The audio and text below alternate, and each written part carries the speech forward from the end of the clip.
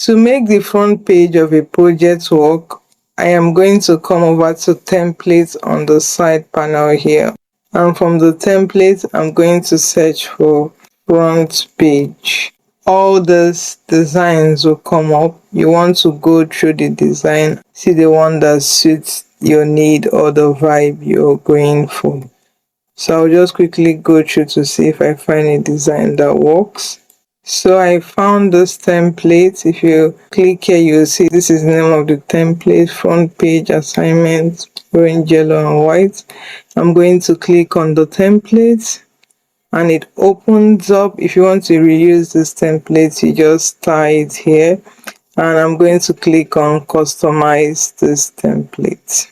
The template has opened in the editor, and the first thing I like to do is to come here and give my template a name that will allow me to remember it easily.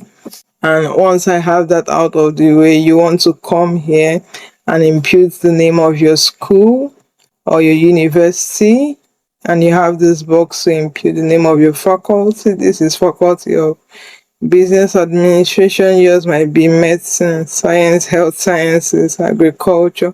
Whatever your faculty is, you might need to put your department here. You just double click and it selects the whole text in the box, and you start to write it with your own text.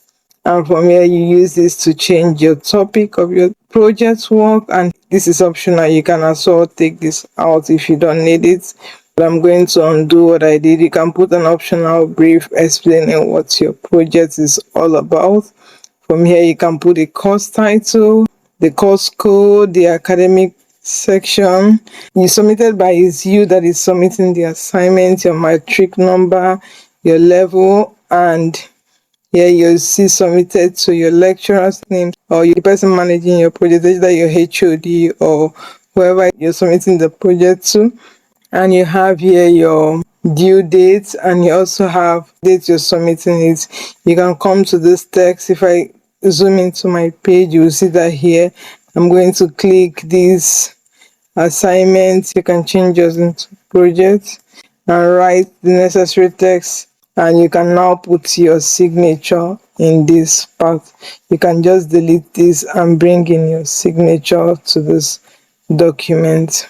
Once you're happy customizing your design, the next thing to do is to click on the share button.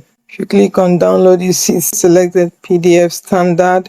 Since you will be printing this, you want to go for PDF print, and I like to choose mine as for professional printing. And you're going to hit on download to download this project cover into your device.